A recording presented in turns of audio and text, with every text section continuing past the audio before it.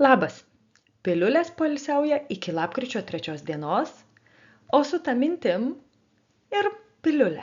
Ar kada pagalvojai, kad poilsis ne pertrauka nuo gyvenimo, o jo dalis?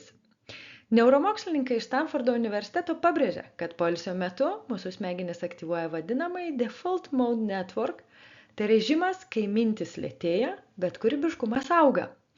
Tuo metu smegenys perdirba patirtis, jungia idėjas ir atstato dėmesio rezervus.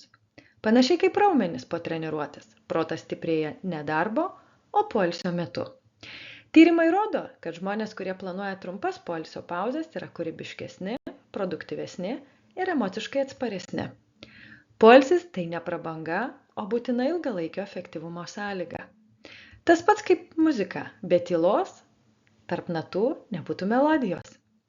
Kada paskutinį kartą leidai sau ilsėtis be kaltės jausmo? Pasidalyk, jei priminimas tau pasirodė prasmingas, spausk patinka ir prenumeruok mano kanalą, o aš po atostogų sugrįšiu su naujomis mintimis ir idėjomis. Iki greito pasimatymo.